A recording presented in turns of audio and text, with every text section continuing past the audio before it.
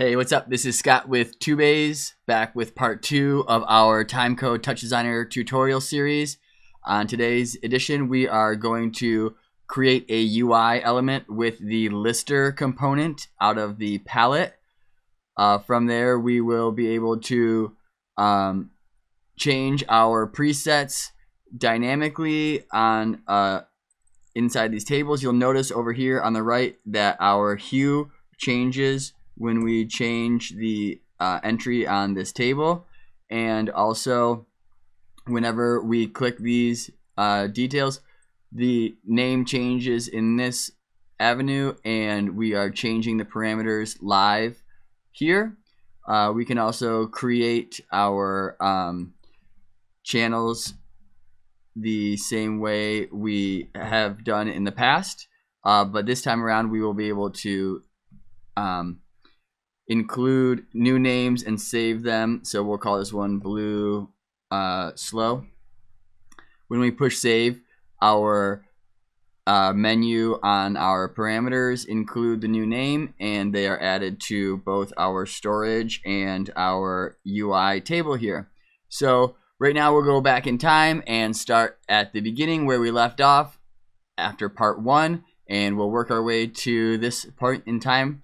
And hope you learn a lot. There's not too much TimeCode talk in this particular episode, but this is an integral building block to all sorts of aspects of my TouchDesigner patches, and I think you'll be able to use these tools and tips in a lot of different circumstances going forward. All right, check it out.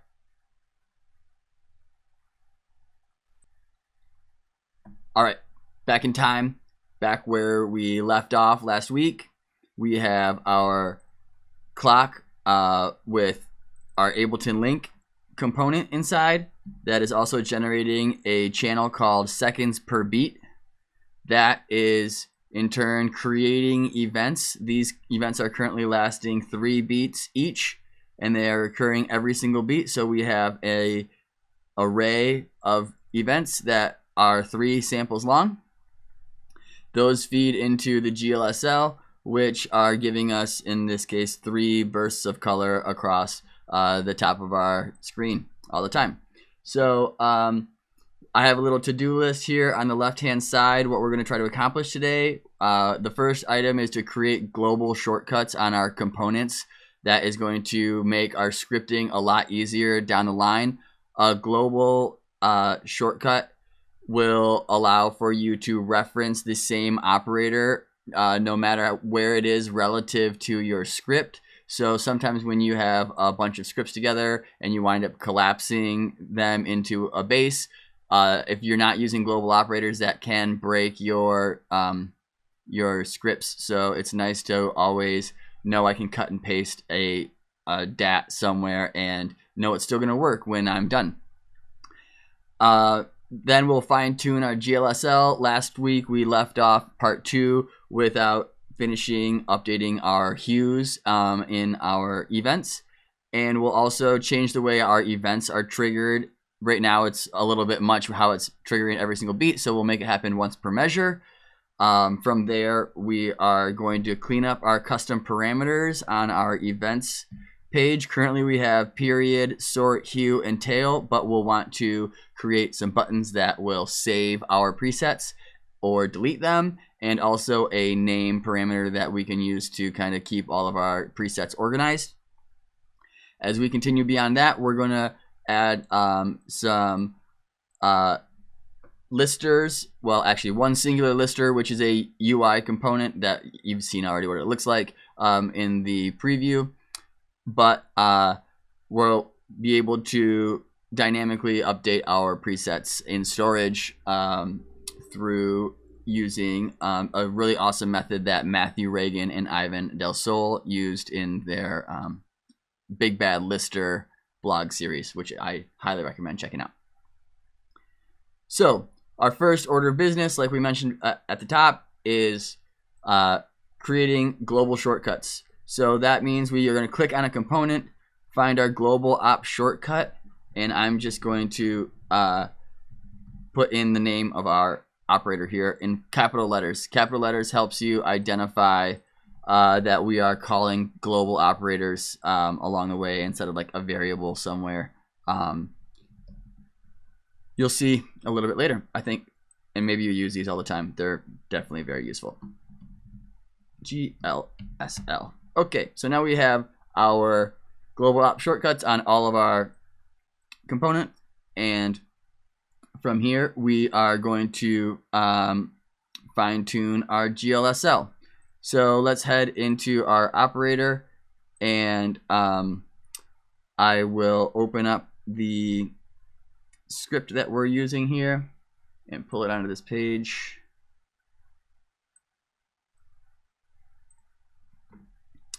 So when we left off last week, I recognized that we actually, for optimization, should include this as an else if function with this sort, and we will add one more just for to be complete. And I'm just going to make this mirror and say 1 minus the sort of number 2. So we've got sort 1, 2, 3, and 0 is defined up at the top as the first left to right, vuv.s. Right here, we set it. All right.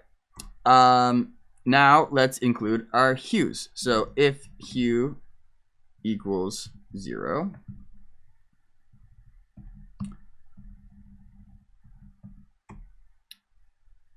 then we want to have our, we're going to make this our inset color variable. And I'm actually going to just declare it up one level, not even set the value, but let's just make this go from red to black as we have defined up here. And let's also include one more color. We'll call it white 3, and then we'll set it to a vec3 with a value of 1. That'll iterate 3 times over. And I like to, this is a pretty useful vector 3, so I kind of don't use the same color methods as with C1, C2, and I could call this C3, but white is definitive here, and also we use it in other places besides the color. Perhaps. So keeping it moving, else if hue equals 1, and we'll say that we want this to be the inset color will iterate now, we'll say from blue to black. And this also reminds me, since we're calling this inset index here, we need to pull this portion where we declare it up above. So we have inset color and then inset index set right behind it.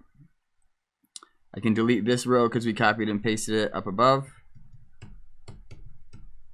And then let's just keep these else if. We'll copy and paste this else if statement. We'll make hue equal 2.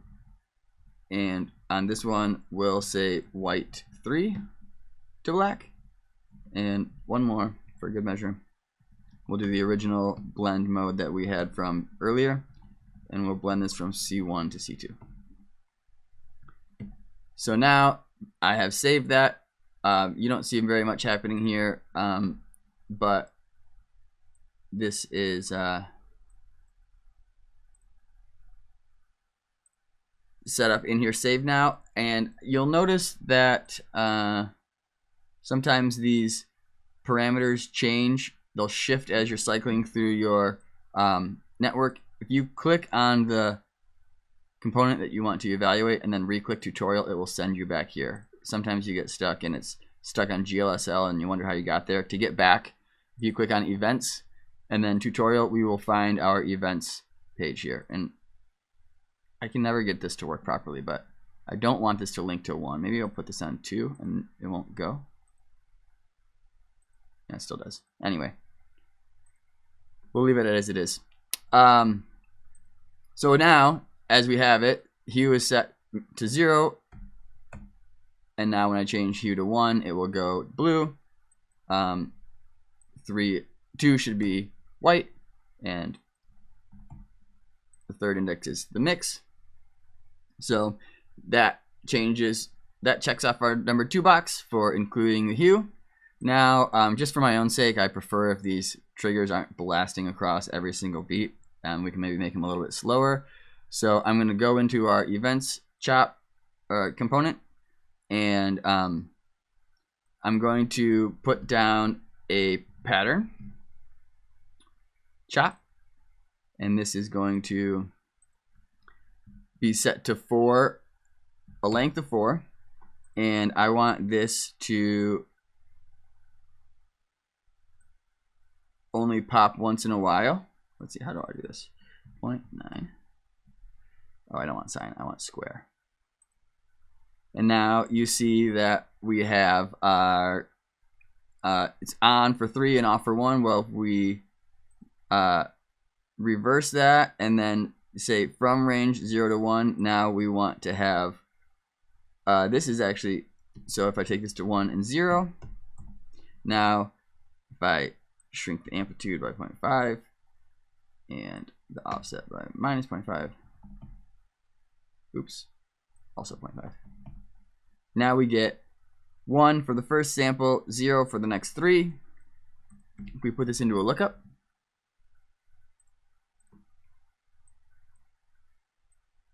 our beat into the top, and if we change this range from 0 to 1 to 0 to 4, every time this beat hits 0, we pop for 1 and are off. So now if I plug this into the null,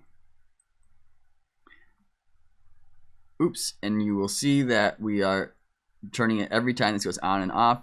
In our chop execute here, we currently are doing value change, and we want to be only happening every time we go off to on. Copy and paste that into the other slot, and then flip this chop execute off to on. And just to save this to see what we've got, you can pause it if you want to. You haven't seen the last episode, but we're just creating events. Last time also, it was probably worth mentioning that we should go to the event chop class, and you can see a little bit more about where how these events are created, and it's very useful. We'll get into it deeper and deeper in the next couple episodes, but we won't be touching it anymore today. Okay, back to our events in time. Check. All right, first 3 objects on our to-do list are complete. Now let's clean up our custom pars. We have these custom parameters on here, and so let's edit those by right-clicking and say Customize Component. And the way that we want to save these presets today, we want to store every single parameter that is on this custom page and save it to the events component, the parent. And so what we're going to do here is add another page where we don't save these parameters. So we have our save page that we just created, and I'm going to change this custom named page to read build. That way we have our build page and our save page. We'll reference the build page in just a little bit in some Python when we wind up saving to our component using our extensions. But for now, let's just add some pulse parameters to our preset, to our events component. So let's make a save parameter and a delete parameter. And I also would like to include a string menu for our name. So now when we're back over here on the left with our parameters, you have your build page and your save page. We have added these. The menu items currently are label 1, label 2, label 3. But let's talk about how we're going to save these parameters. The next part takes us to an extension. If you are using this component editor, just the same as you add these parameters, and you scroll down to the extension tab, let's add our preset ext. I like to put ext at the end of any extensions that I build. That way, when they're loaded into a program like Sublime, it's just a little bit easier to read on the tabs as we're cycling back and forth. When I hit this add button, it is going to create a node inside of the events component, a DAT, and kind of changes the UI here. So if we go inside, we can roll back with the middle mouse and find that it has created this preset extension DAT. Here, I'm going to drag it down to the bottom just to make it a little bit more legible. And then I'm going to close our component editor. And we'll open it back up here in just a little bit. But for now, we'll close it. And as I enter this preset extension, I'm going to edit the contents. And I like using Sublime.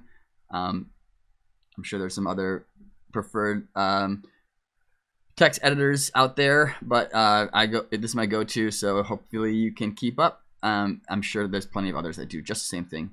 But in this case, when I right-click and say Edit Contents, Sublime will open up.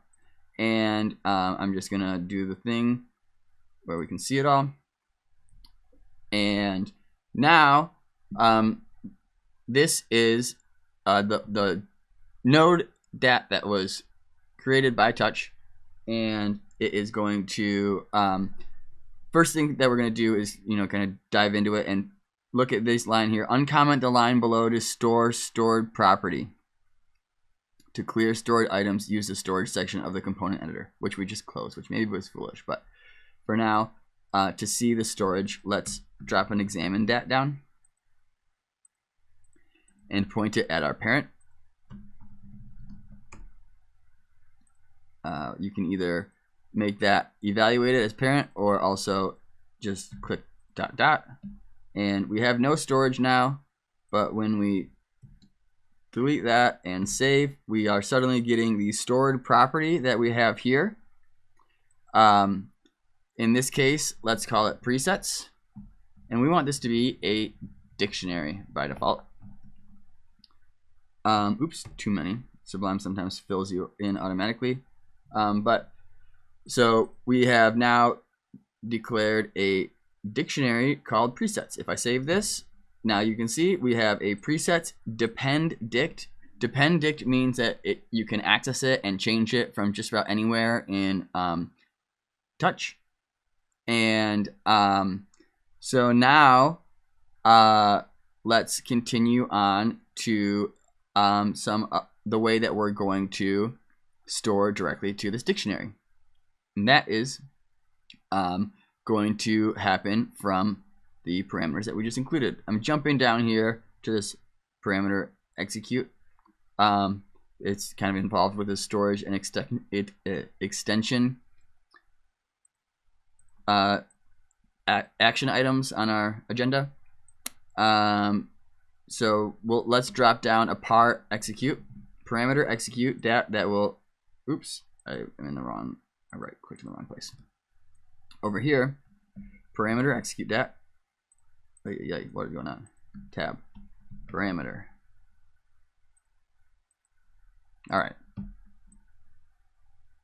So our parameter execute, we will say we want this to be on pulses, again aimed at our parent. I'm gonna write it as opt.events this time and fill it in. So if we move this parameter execute, we're always looking at the events parameters. We'll say save, and we'll say delete because we're going to do that one in just a second as well.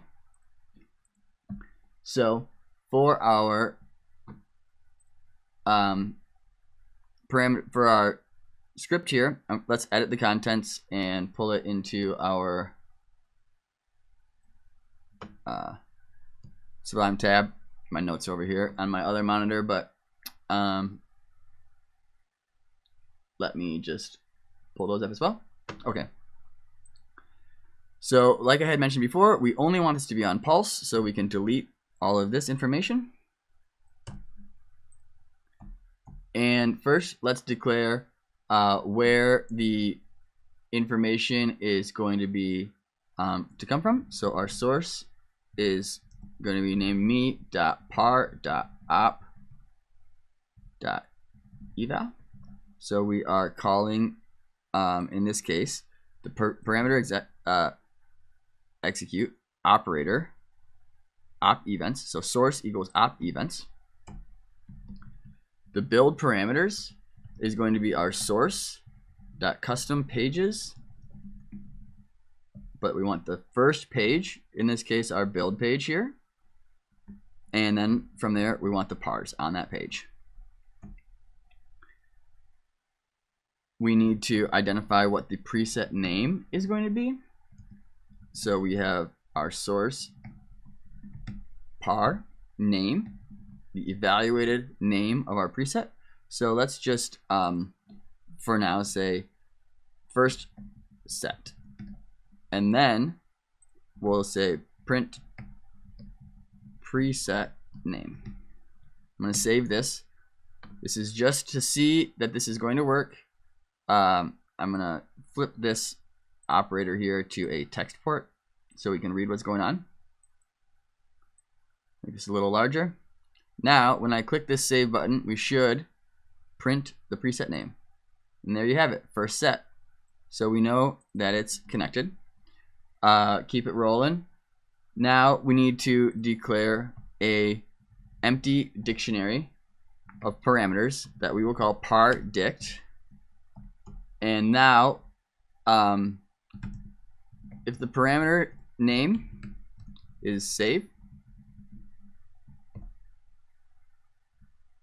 oops, put the colon after the string. Let's print event saved, so we know that was what was actually pulsed. And then for each of the parameters in build pars, let's call this build pars because it is multiple parameters. For each in build pars, the parameter dictionary value of each name of each is equal to each.eval. So, and maybe let's print each to see what exactly we're talking about. But now I'm going to clear the text port to see that this is all happening from our saved parameter. Oops, and we have an error with our parDict. We need to put an equal sign in there. Clear it, save it. Okay, and now when you have each, when you print each, it is going to print the float value that's evaluated. But if you print each.name, it's calling a parameter. So if we go to our touch docs and we go to a par class,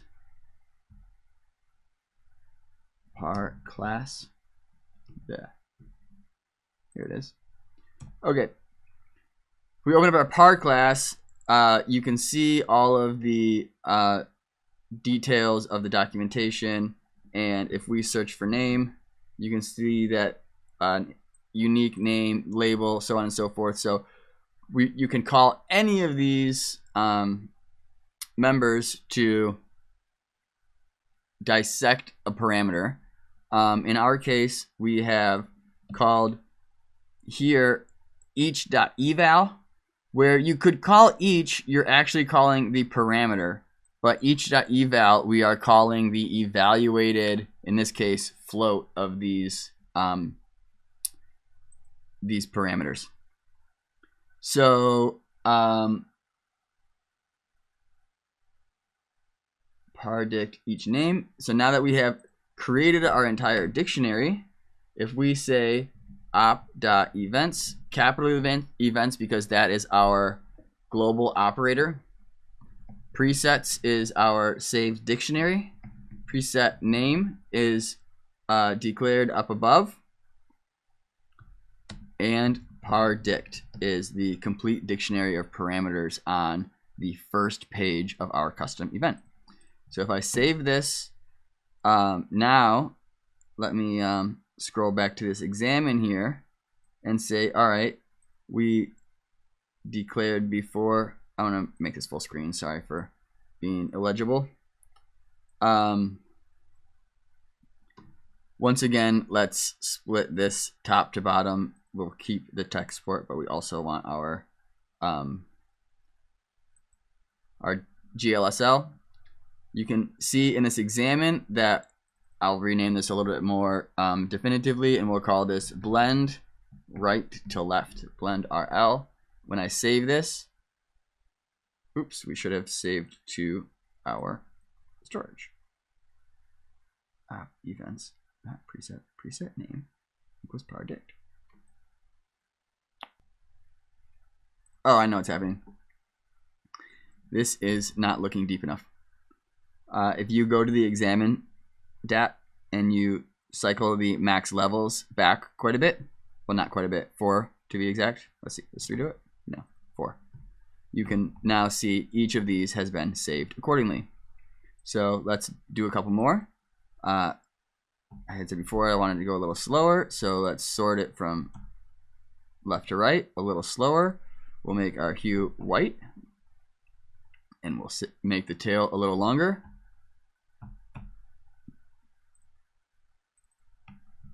White, slow, left to right. Save. And now we have, again, our dependent dictionary right in here.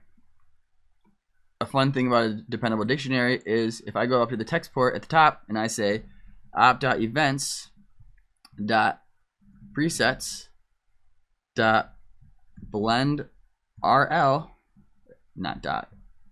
This is we're cycling through the dictionary now.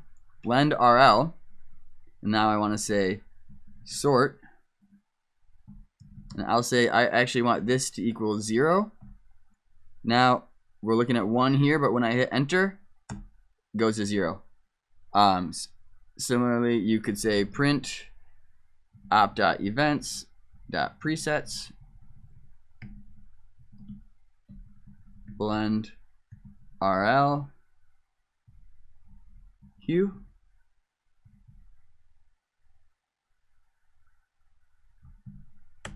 And you get 3.0. I wonder, can you just, oops. Can you just print this? Oops. Easy for me to do. It would have been faster to type it. It does. So if you just type it, you get the return value. You don't have to print anything. So it's available anywhere, especially with this global operator, op.events. You're calling it directly. All right, so let's just make a few more since we're here. Let's make maybe a clap, and we'll make it blue. And we'll send it to 3 to send it out to in. And let's make it fast because that's what claps are. And now we'll say blue clap fast. Save that. All right, moving right along. So now we have stored our items using an extension.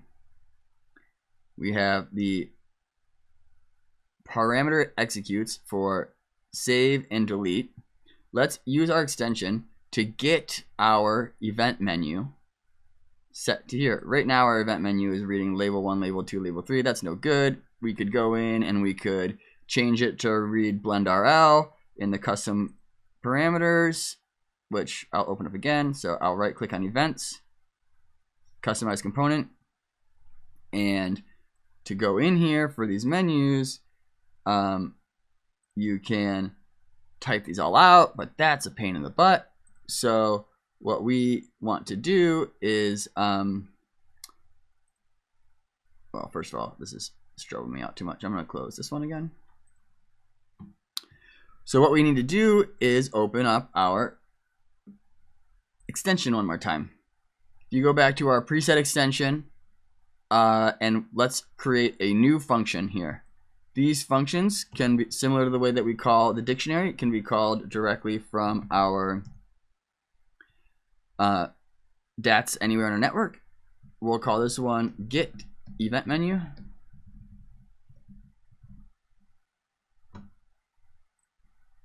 And we need a colon. And also, every time you create a function and an extension, you need to include its self.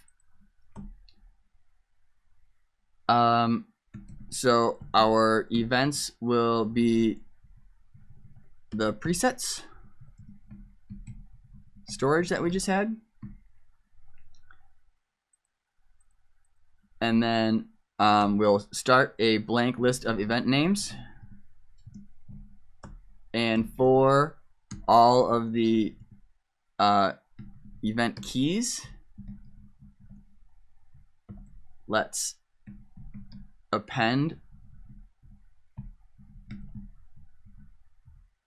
each of our keys to our events names list. Now, there's a special function created by TouchDesigner. You'll see at the top it says import TD functions as TDF. There's some really great menu functions in there. Let's see if we can find it. TD functions.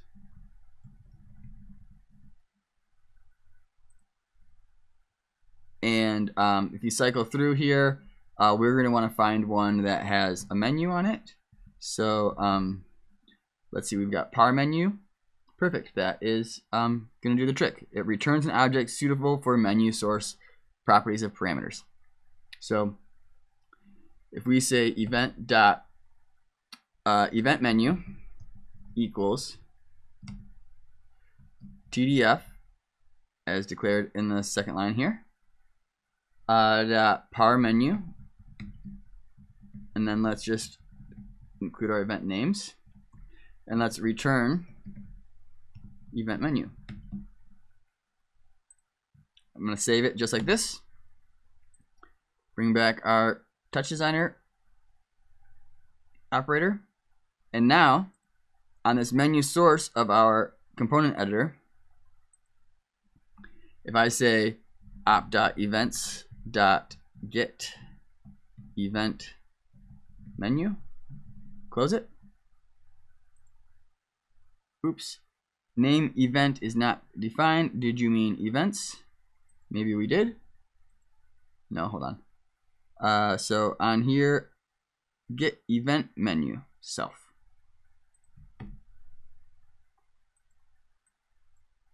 Op event get event menu.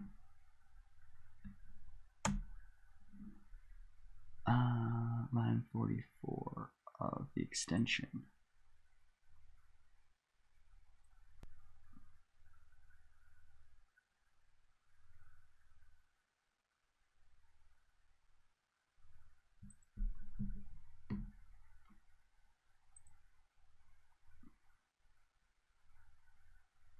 Aha. Okay. I had forgotten to include the S in events for X in events keys. Now, when I go back and have this set as get event menu, it is automatically filling with the values we have. Oh, here we go again. Events. Events. Click on tutorial. We're back to where we were. So, back inside. To reiterate, here's the script as it should read. Events self presets.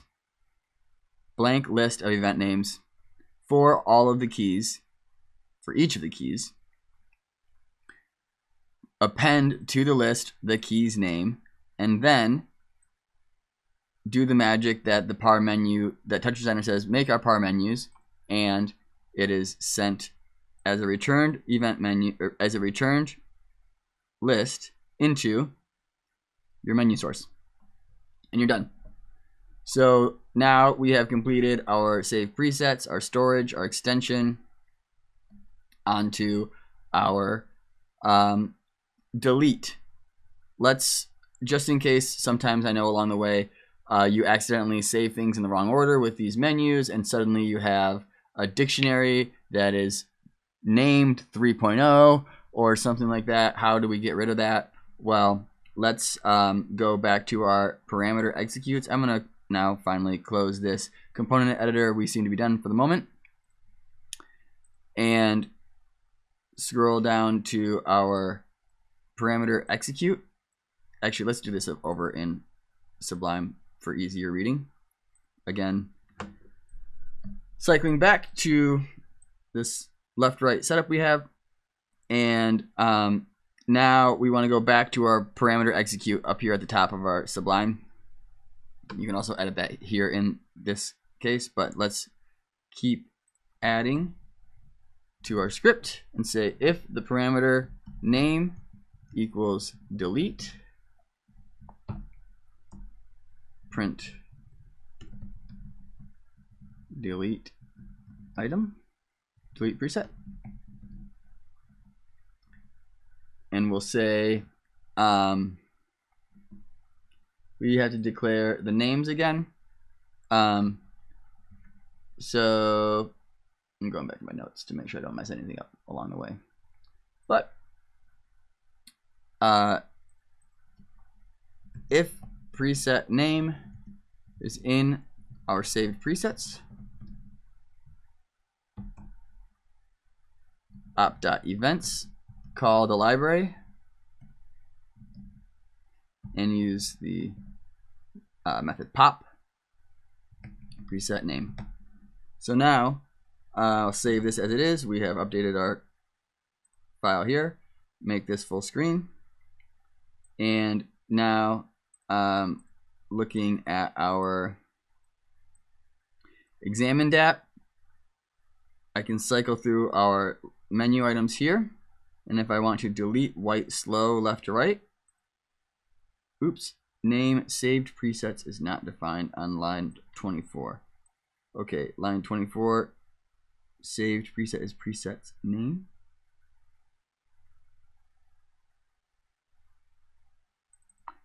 Oh, saved presets. Oh, let's, we have to add our saved presets variable at the top here, declare what our menu is, and that's just op.events.presets.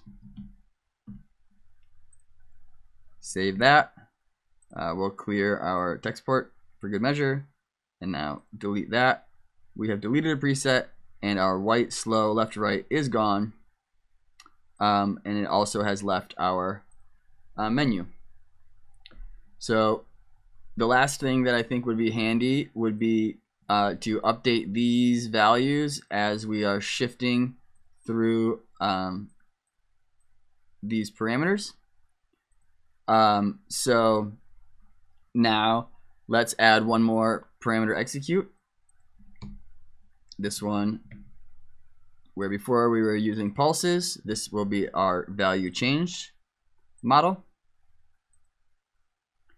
So let's delete everything below our value changed. Just for clarity, let's call this name. So when we open it up in Sublime, we can see my parameter execute is name. So on our value change object here, you can see ParEval is set to our current value. We can say name equals par.eval. Very good. From here, we can say we need to declare what our par dictionary is, and that is op.events.presets name, as we always have been using. Our target, where all of our stuff is going to be set, is op.events. And let's iterate through our pardict. So for our key value pair in pardict.items, let's set the attribute. target.par, and then we want our key value pair, and we ought to be done. So now, oops, and I have my video up instead of my oopsie daisy. Now you can see what we've got. This is saved. I did a little cut there because I accidentally described the set attribute incorrectly. So forgive me for having to cycle back to my old video. You get the deal. That's showbiz, baby. All right, so now we have our attributes set here. Let's go back to TouchDesigner full screen. I'm going to hone in on our preset extensions stored that we have. And as I click back and forth between here, my blend RL, we can split this once again. I have, let's see, what did I do wrong? Oh, I don't have this looking at the proper parameters or names on my parameter execute. But now when I click this,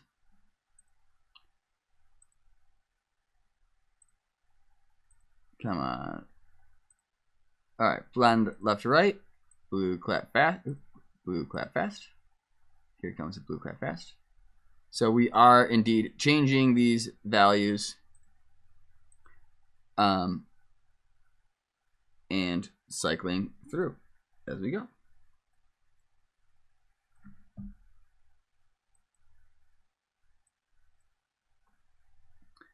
All right, so there we have it. We have completed lots of our tasks so far. We're all the way down to our lister component. So now let's get right into it.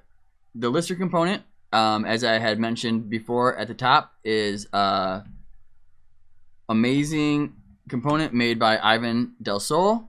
Matthew Reagan, the legendary TouchDesigner OG, has a blog at his website, MatthewReagan.com.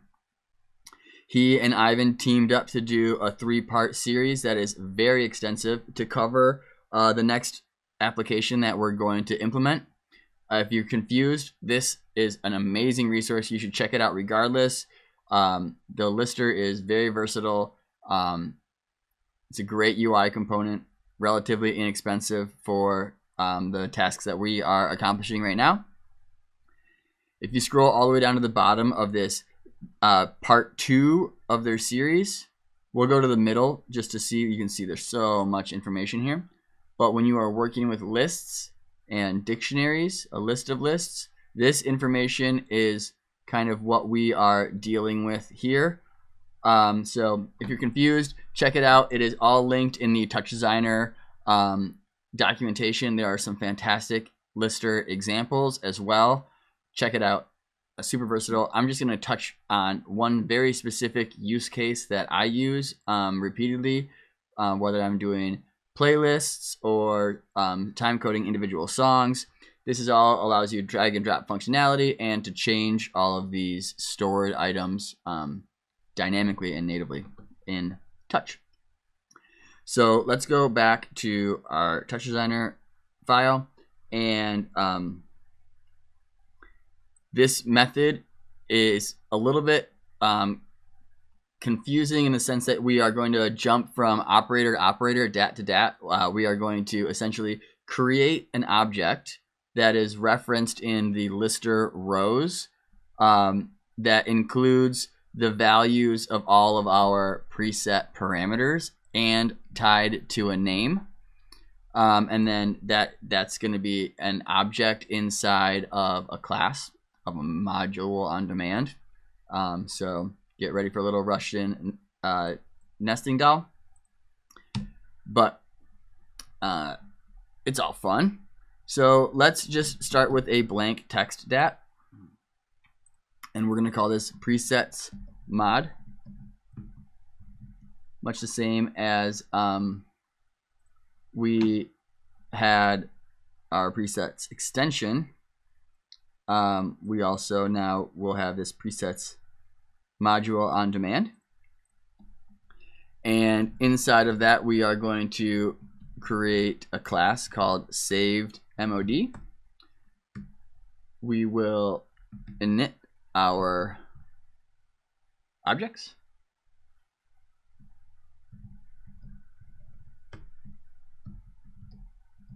Let's actually also open this up in Sublime one more time.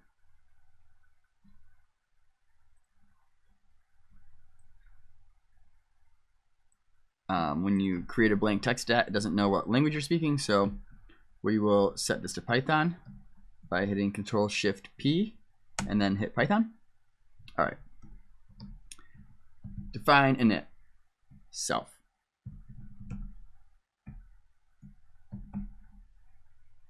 Let's initialize a blank list of presets. And then immediately after, let's fill it with our preset list. We'll fill the preset list. Well, what does that mean? Let's declare it. Fill preset list self. Need a colon here at the end. Let's reference our preset dictionary. We'll call it our events dictionary here.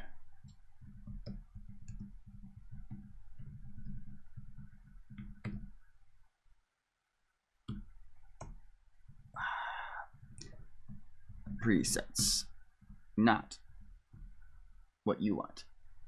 Sublime. Okay, for each of our keys and values in our dictionary items, what do we want to do? Well, for each item in the dictionary, let's create a new object.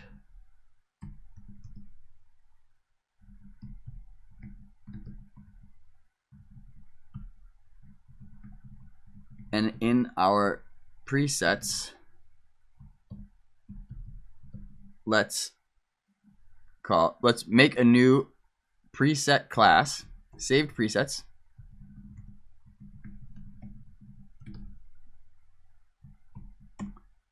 Same thing, we're going to init the self, but this time, as you have seen here, there's 2 extra inputs that we want to include, and we're going to call that the name and our infodict.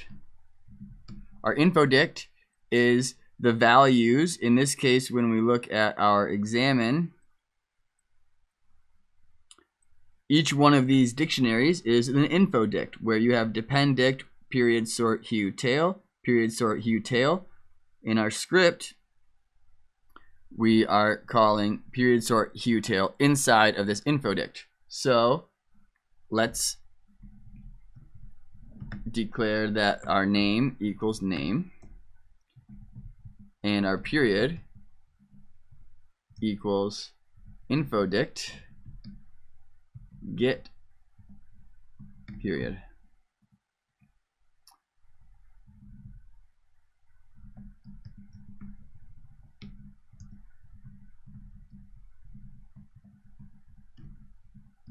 And we'll do these for each of our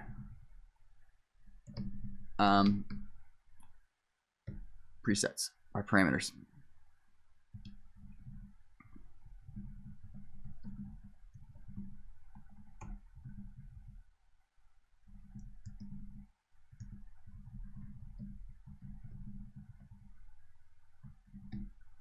Okay, cool.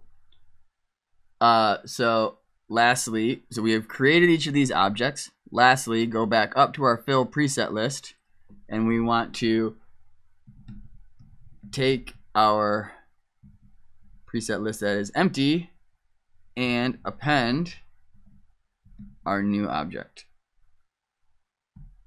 I'm going to add a J in there. I intended to along the beginning. New object self. When we save this, nothing happens yet because, well, let's also include our lister. That's a pretty important part of this. If you open up the palette on the side and go to the UI panel tab, you can pull in your lister. The first thing that we want to do is empty out our input table default. We don't want that in there. And instead, we're going to go to the Advanced tab. And from here, we're going to do a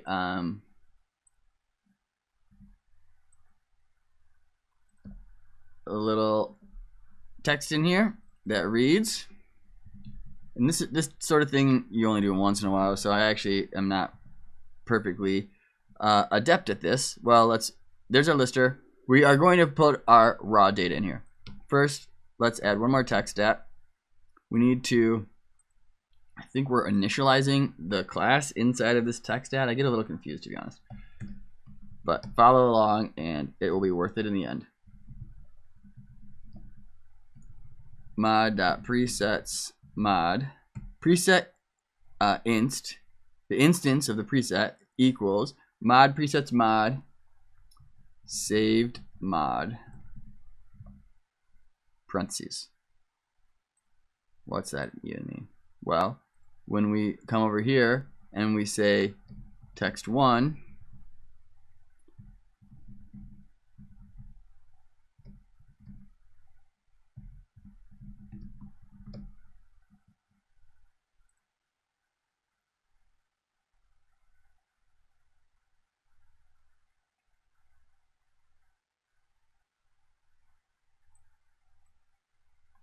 preset inst preset list. What's there that we have? No module named preset mod. Oh, preset mod. We need this to read presets.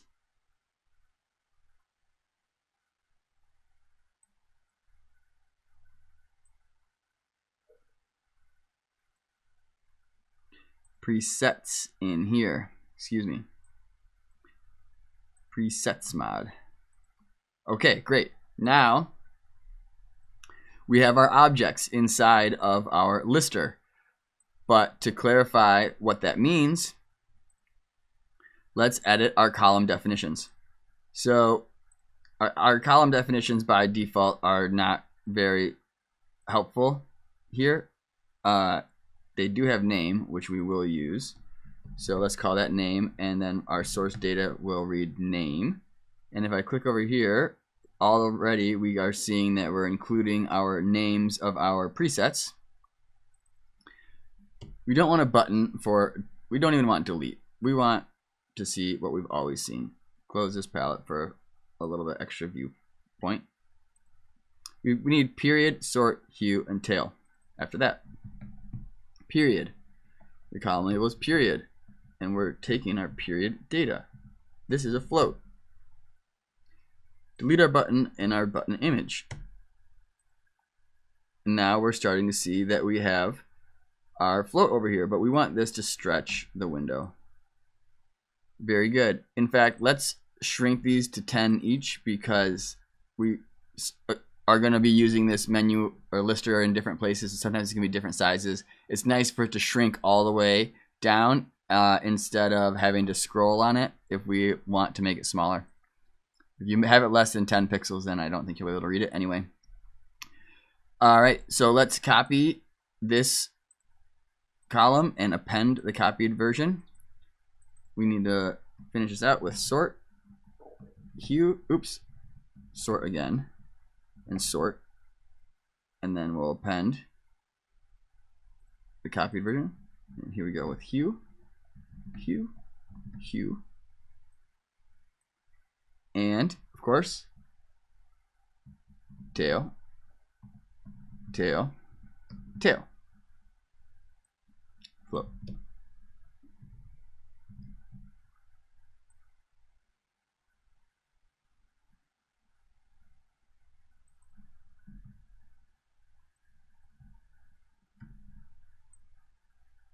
Okay. I'm gonna redo that because I didn't append it properly. Copy, append copied. Let's do tail, tail, tail. And now they're all equal all throughout. All right, very good. So we are sitting pretty with our lister. It's reading as we would anticipate. If we change this and we want to have a white one again, we'll put it back on the second hue, and we can save our white left right.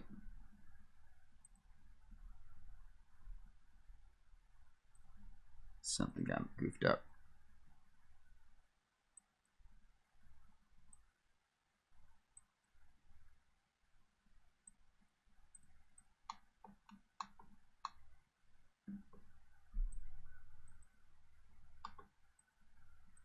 There was an error on my lister, so it wasn't reading it properly. Let's delete that one, and then we'll save it again. And you can see it is, in fact, somewhere along the lines I had goofed up, and it had an error on it. So when I cleared it out and redid it now, we've got white. We'll make it red, and say red left to right.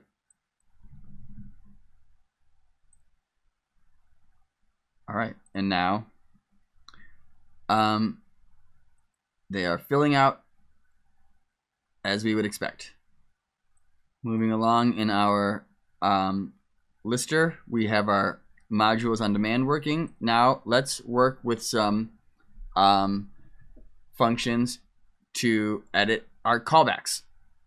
Callbacks on the lister occur when an action happens. By default, it sets up its onSelectRow. So let's make our onSelectRow. Whenever we select a row, we want to replace what this parameter is in name. So let's, just to see what's happening, we'll save it as it is, and we'll look up at our text port here, and we're going to debug the info. So every time we click, we see all of the information that's populated that the lister knows about. It also includes exactly where the lister is. If we go back to our callbacks and just were to print our info, it gives us a little different information.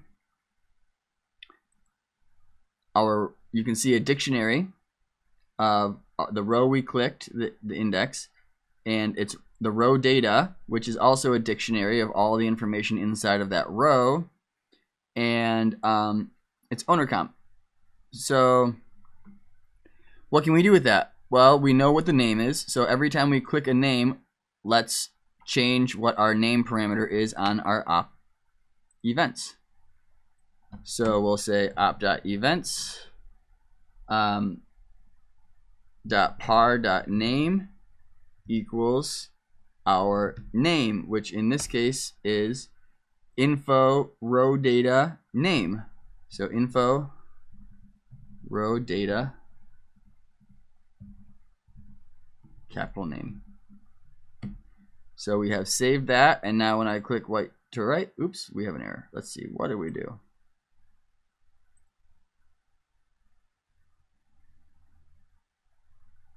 Oh, we need to write name equals. That will be useful.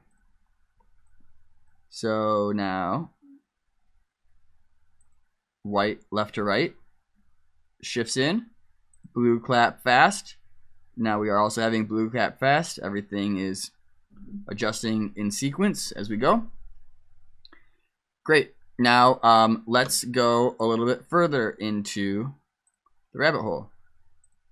Oops, not applied Houdini. Let's not do that. Let's go to our lister TouchDesigner.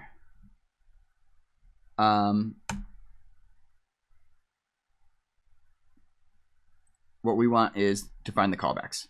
So for full documentation of lister, see the lister custom comp. Now, if we scroll down, we can see all of the callbacks. I'll just put it in my search bar.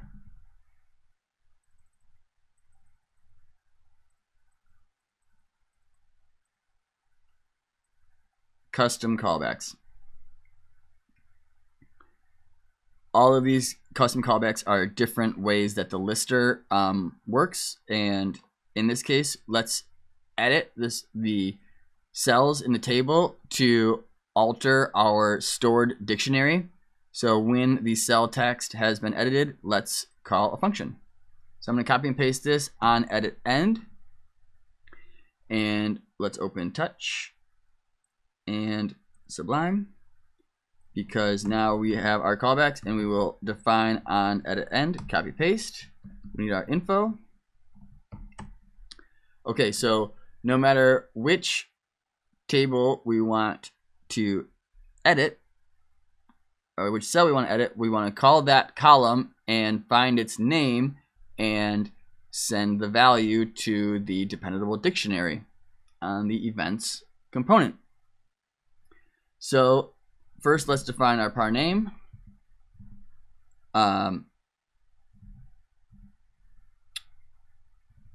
Well, let's print our info here just to see what we're working with.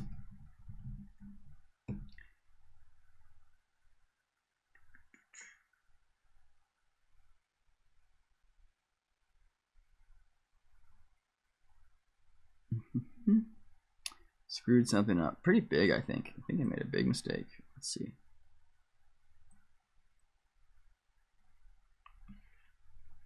So when this happens, I often will dive right into the lister configuration and go to the callbacks and figure out what's wrong. And the indent does not match the outer indentation level. Classic error. There's a space here incorrectly. Okay. Try that again.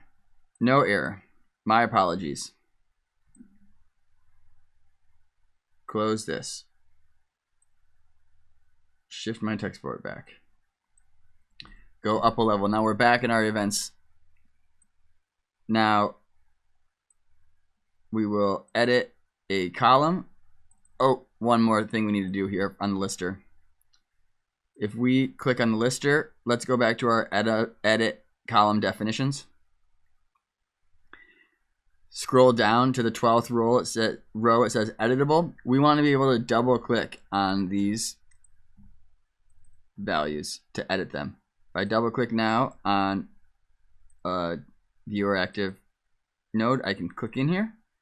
And if I edit this, let's see what it gives us. We'll make this 1. And you can see in the text port all of the information that, similarly to what we had before, it's a little different where now we have previous text and text. Before we had just the row alone on the select. So now we know that the value we changed to will be text. We have our row data name, and also our column name here is period. So back to our script, and we can call our par name as info.callName, and the next value we have is going to be our info.text, and that's going to come in as a string, so we want to shift that to a float. And now we need to know what the name of the preset dictionary is. So we'll call that preset name. Info.rowData. This is a common dictionary in the listers, is the row data. And then inside of that dictionary is a key value, a key called name. And lastly, let's send it to our events presets dictionary. So our presets dot preset name by par name equals next val. Okay. So save that, and if we put our examine dat next to our lister, we'll just focus on this blend RL here. Let's change the period. Currently it's set to 3. If I change it to 1, we are immediately changing the dictionary here. It's updated on our lister. So there you have it. We have made it to the portion of our show where we can see all of the different looks that we have developed. We've got blend right to left, which we just shifted some of the sort and hues. But let's get that back to where we want it. It is currently at 0, but if we want it to be at 1, oh, here's an interesting thing about the way we've set it up. We are not actually accessing the dependable dictionary in storage. We are currently sending these values to these build parameters. There's a more nuanced way that you would send a way to access the storage val. To be honest, in the next episode, we're going to leave this the presets on the events comp in the dust, and we're going to keep moving forward with different ways to trigger these events. So I'm not too worried about that, but in order to see the changes that you've made, you will have to click again on the event. It's not calling these values, it's calling these values, and these values changed when this name changes, just the way we've programmed it so far. So red, left, right, currently that is set as blue, obviously. So if we change our hue back to 0, and now again, click twice, the red, left to right will indeed be the way we anticipated. If we want to change the tail of our white one, let's make it 0.8, and then we'll double click, white, left to right. Cool. All right, so that is pretty much lining us up where we intended to stop at this point. In our next episode, we will continue working with these UI elements, but we are going to work more in TimeCode. It's important to work with these presets so we have the building blocks that we know are going to be stable as we're stacking them on top of each other. Wouldn't it be great if we had multiple banks of lights where maybe we have LED strips to combine with our cans, or we have movers or anything of the sort? We can continue to expand our profile catalog, and we're also going to work with custom parameter blocks to be able to trigger events simultaneously, also line them up in sequence, and before you know it, we will be having a timecode roll through, and we can have our blocks of sections of a song lined up and ready to go. You hit one button on your DJ playback software, Tractor, Serato, Virtual DJ. You're lined up, ready to go, and everything is occurring in time. So really looking forward to explaining the rest of our systems. I hope this has been insightful for you. Let me know if there's anything that has been a hang up, if you want me to slow down in portions. I'm really excited to share what I've been working on for a few years now. And let me know if you have any notes. Appreciate all your viewers, and looking forward to meeting you guys and showing what your work is. I'm really excited to see what kind of work you guys are playing with yourselves. So see you real soon. Scott with 2Base DJs. You're the best.